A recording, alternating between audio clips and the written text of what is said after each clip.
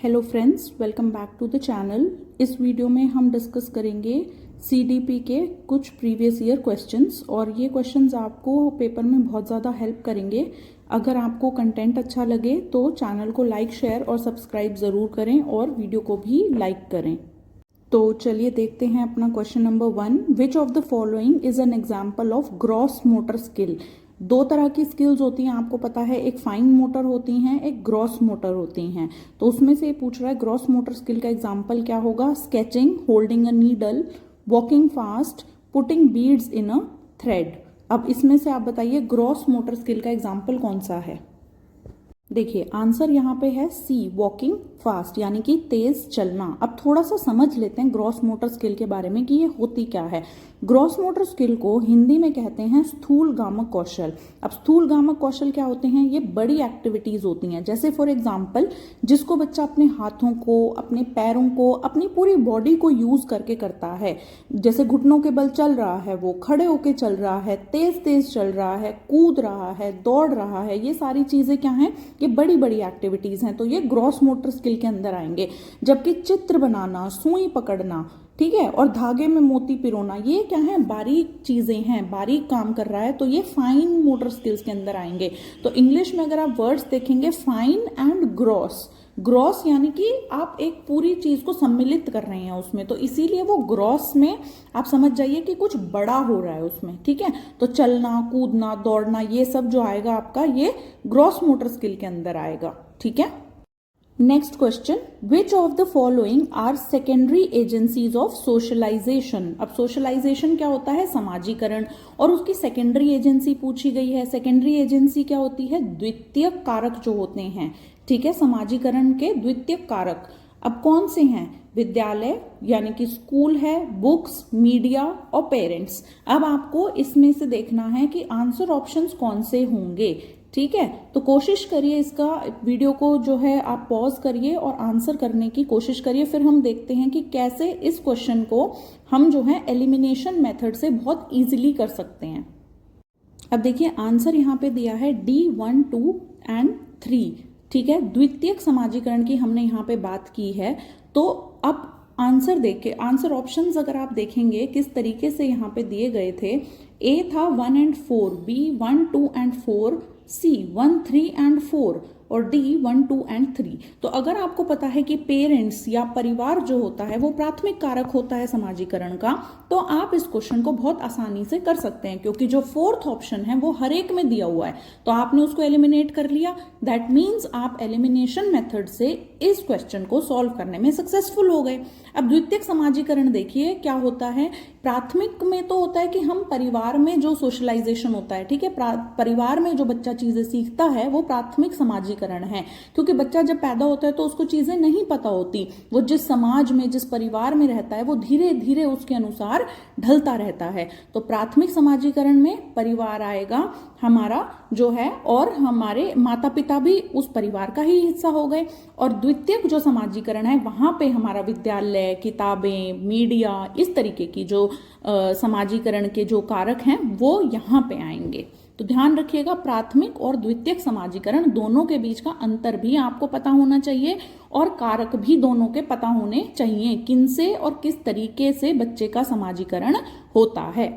अब देखिए next question, according to Jean Piaget's theory of cognitive development. तो आपने जैसे ही जीन पियाजे को सोचा, यहाँ पे आपके दिमाग में क्या आया, उनकी 4 स्टेजेस आ गई, ठीक है। जीन पियाजे आते ही 4 स्टेजेस आपके दिमाग में आ जानी चाहिए। अब क्वेश्चन देखिए, according to Jean Piaget's theory of cognitive development, at which stage most children can operate on operations and develop hypothetico deductive thinking। 2 चीजें बोली हैं, ऑपरेट ऑन ऑपरेशंस, यानी कि जो ऑपरेशंस हैं, संक्रियाएं हैं, उन पर क्रियाएं बच्चा कब कर सकता है, और उसके अंदर परिकल्पनात्मक निगनात्मक सोच जो है वो कब विकसित होती है। हाइपोथेटिको डिडक्टिव रीजनिंग की जब हम बात करते हैं, इस तरीके की थिंकिंग बच्चे में कब डेवलप होती है। A sensory motor, B pre operational, C concrete operational, D formal operational. ये सी में ऑपरेशनल में ओ ई नहीं आएगा, ओ पी से सीधा आएगा। ये स्पेलिंग का थोड़ा सा एरर हो गया है यहाँ पे, इसको ध्यान रखिएगा। तो आंसर सोचिए कौन सी ऐसी स्टेज है पियाजे की। बहुत डायरेक्ट क्वेश्चन है, फैक्चुअल क्वेश्चन है पियाजे की थ्योरी से, और बार बार जो ये operate on operations, hypothetico deductive thinking, ये वाले वर्ड्स हम बार बार सुनते रहते हैं पियाजे की थ्योरी में। तो कौन सी स्टेज में ये होता है, आप वीडियो को पॉज करिए और आंसर देने की कोशिश करिए। ये दोनों चीजें जो हैं वो बच्चे के अंदर आती हैं फॉर्मल ऑपरेशनल स्टेज में। अब देखिए आप यहाँ पे क्या कर सकते हैं, जितने भी हम क्वेश्चंस डिस्कस कर रहे हैं बार बार ये चीजें आएंगी। जब आप प्रीवियस ईयर पेपर्स भी लगाते हैं तो भी बार बार ऐसे बहुत सारे जो हैं फ्रेजेस आते हैं। तो ऊपर लिखिए प्याजे, प्याजे की चारों स्टेजेस लिखिए, और इस तरीके के जो फ्रेज जिस स्टेज से रिलेट होकर आता है उसको उसके अंडर लिख दीजिए। जब आप बार बार इनको रिवाइज करेंगे, बार बार आप देखेंगे, तो आपको एग्जाम टाइम पे ये चीजें बहुत आसानी से क्लिक हो जाएंगी। ठीक है, नेक्स्ट क्वेश्चन देखिए, फिर से जीन प्याजे पे है। जीन प्याजे gave importance to dash in the process of learning.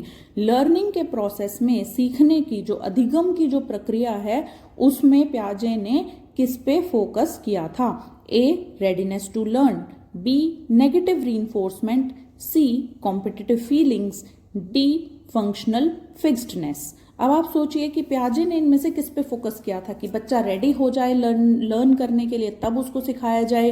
Negative reinforcement पे कि नेगेटिवली जो है हम उसको इस तरीके की चीजें करें कि वो नेगेटिवली रीइंफोर्स हो जाए। कॉम्पिटिटिव फीलिंग्स, एक दूसरे के साथ जो है प्रतियोगिता की भावना हो, ठीक है, या कार्यात्मक स्थिरता यानी कि फंक्शनल फिक्स्डनेस पे। इनमें से किस पे जीन प्याजे ने फोकस किया था?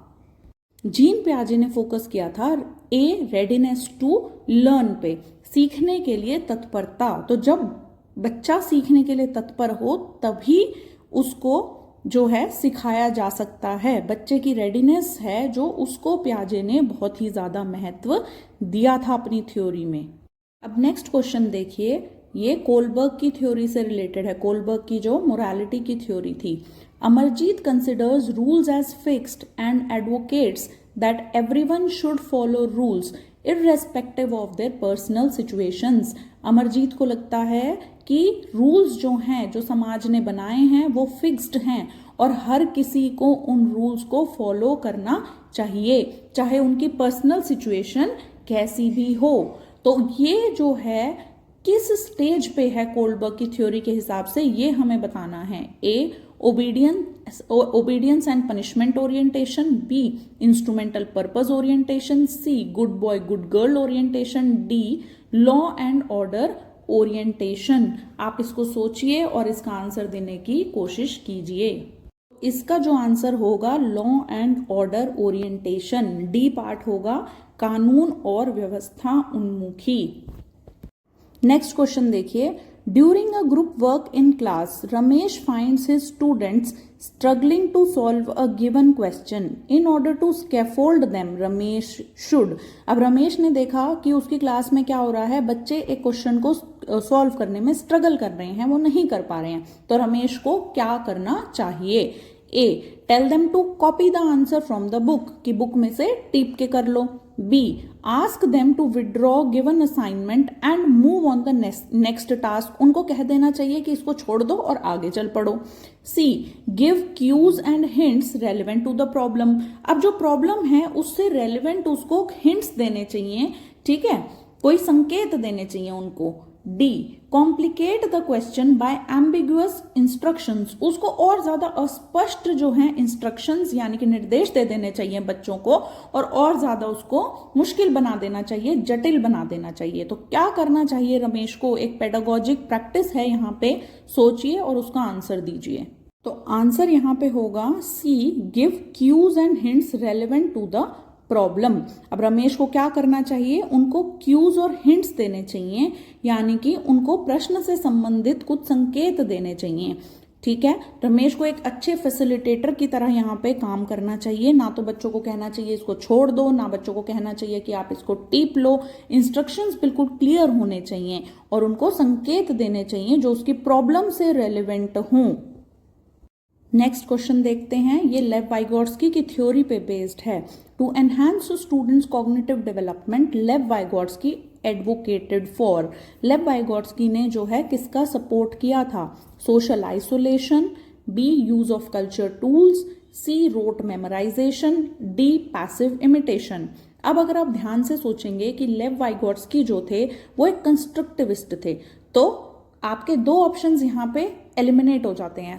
पहला हो गया सी, रोट मेमोराइजेशन। कंस्ट्रक्टिविस्ट कभी नहीं बोलेंगे कि आपको रोट मेमोराइज करना है, आपको चीजों का रट्टा मारना है। डी है पैसिव इमिटेशन। वो तो बच्चे को इतना एक्टिव बताते हैं कि पैसिव जो शब्द है वो तो उनकी उसमें आता ही नहीं है, वो हमेशा सक्रिय बच्चे के सक्रिय होने की बात करते हैं, निष्क्रिय की बात करते ही नहीं है, तो ये तो आएगा ही नहीं। अब देखिए सोशल आइसोलेशन। अब वाइगोट्स्की की तो थ्योरी ही सोशो कल्चरल है, वो तो कहते हैं कि बच्चे को सोशो कल्चरल कॉन्टेक्स्ट में पढ़ाना चाहिए, तो वो आइसोलेशन तो करेंगे नहीं, पृथक्करण तो करेंगे नहीं। तो क्या आंसर रह गया आपका? आंसर आ जाएगा यहाँ पे B, use of culture tools. Next question देखते हैं, question number 8। Progressive education places dash at the centre of teaching learning process. Progressive education जो प्रगतिशील शिक्षा है वो किसको केंद्र में रखती है टीचिंग लर्निंग प्रोसेस के, शिक्षा के प्रोसेस में? A students, B parents, C teachers, D exams. जब भी हम प्रगतिशील शिक्षा की बात करते हैं, प्रोग्रेसिव एजुकेशन की बात करते हैं, हम सारी इंपॉर्टेंस किसको देते हैं? स्टूडेंट्स को देते हैं। तो आंसर यहाँ पे आ जाएगा आपका A, students. Question number 9. Ahmed wants to become a psychotherapist or counselor. As per Howard Gardner's theory of multiple intelligences, his teachers should provide opportunities to enhance his dash intelligence. अब क्या कह रहे हैं यहाँ पे? अहमद जो है वो क्या बनना चाहते हैं? साइकोथेरेपिस्ट और अ काउंसलर। तो उनकी कौन सी इंटेलिजेंस पे उनके टीचर्स को फोकस करना चाहिए? ए स्पेशियल, बी नेचुरलिस्टिक, सी म्यूजिकल, डी इंटरपर्सनल। यहाँ पे वीडियो को पॉज करिए और आंसर करने की कोशिश करिए। आंसर यहाँ पे होगा डी इंटरपर्सनल। अंतरवैयक्तिक जो उसकी वो है इंटेलिजेंस है, उसका जो कौशल है, उस पे उनको जो है फोकस करना चाहिए। इंटरपर्सनल रिलेशंस की जब हम बात करते हैं तो किसी भी काउंसलर के लिए बहुत इंपॉर्टेंट है कि वो लोगों के साथ रैपो बना सके, तो इसीलिए इंटरपर्सनल इंटेलिजेंस पे फोकस होना चाहिए। यहाँ पे answer will be D. The next question is while practising cooperative learning a teacher should. Cooperative learning जो होती है उसको प्रैक्टिस करते टाइम क्या करना चाहिए टीचर को? A make same ability based groups, B. Instruct students to follow only prescribed procedure. C. Restrict use of discussions and debates. And D. Make groups of diverse learners. Cooperative learning में क्या होना चाहिए? एक बार video pause करिए और उसके बाद इसका आंसर देने की कोशिश करिए। So the answer here will be D. Make groups of diverse learners. Teacher को क्या करना चाहिए? जब सहयोगात्मक अधिगम होता है तो उस टाइम पे डाइवर्स लर्नर्स यानी कि जिनकी अलग अलग एबिलिटीज हों उस तरीके से ग्रुपिंग उसको करनी चाहिए ताकि बच्चे एक दूसरे से सीख सकें। So this video ends here. I hope आप सभी को ये वीडियो अच्छी लगी होगी। प्लीज़ इस चैनल को लाइक, शेयर और सब्सक्राइब ज़रूर करें और वीडियो को भी लाइक करें, अपने फ्रेंड्स के साथ शेयर करें ताकि ज़्यादा से ज़्यादा जो लोग हैं इसका बेनिफिट ले सकें। Thank you for watching. Thank you so much.